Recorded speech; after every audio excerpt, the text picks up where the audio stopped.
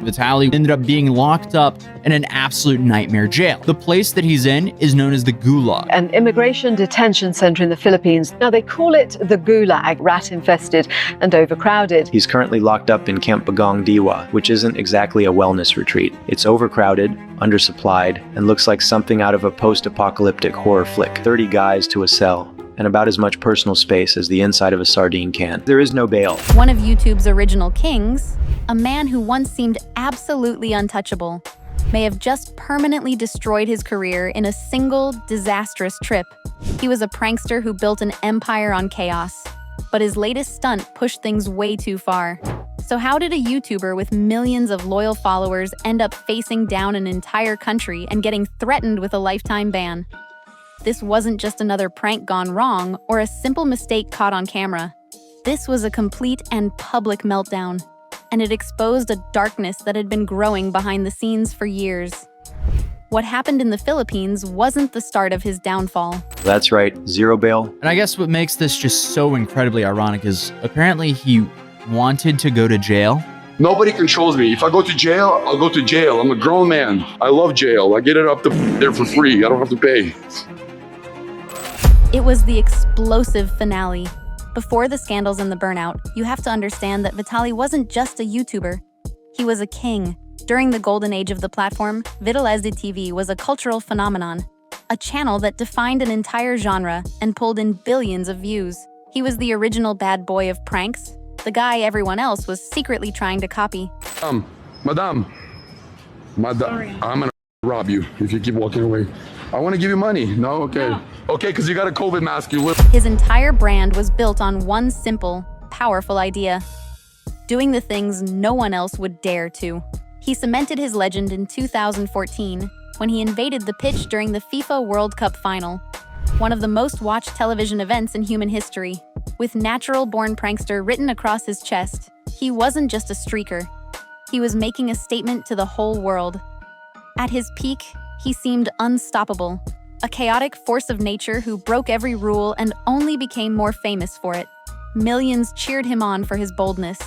But the same recklessness that launched him into stardom was quietly planting the seeds of his own destruction. That absolute lack of fear had a dark side, and it was about to unravel his entire empire. That dark side didn't take long to surface. The line between a harmless prank and a genuine public menace started to blur, and then it vanished completely.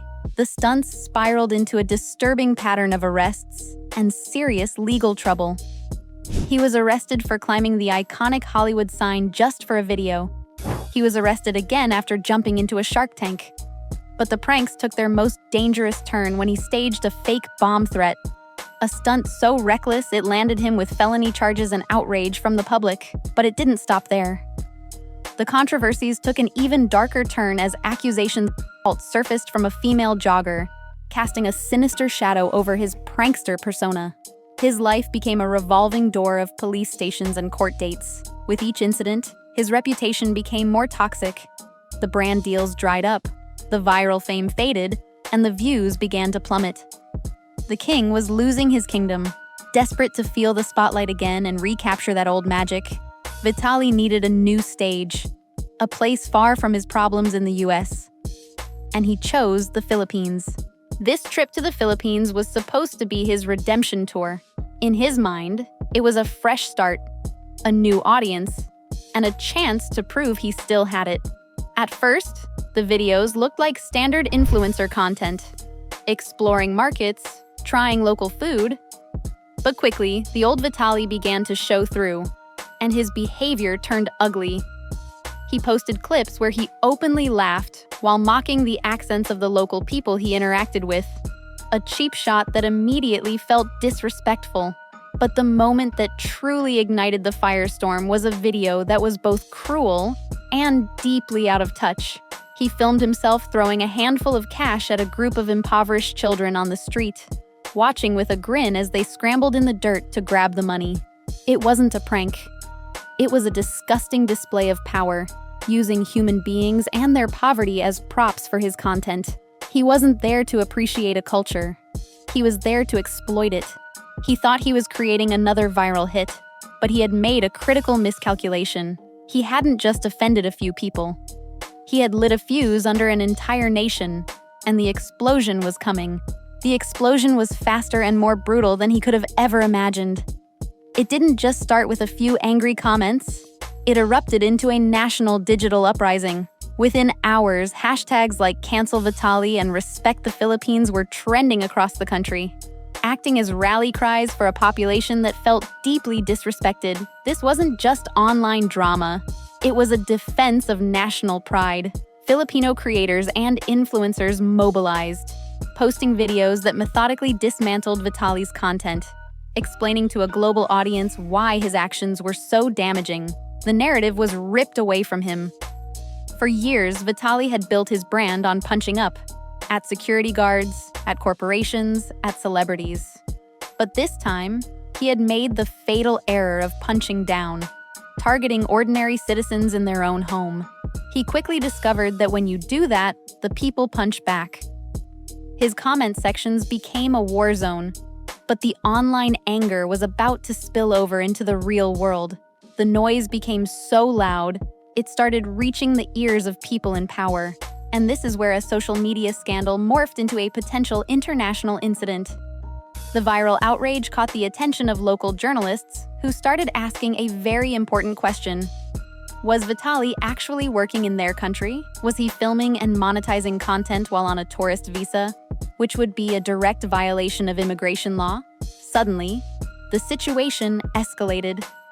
The Philippine Bureau of Immigration reportedly launched a formal inquiry into his activities. The government was now officially involved.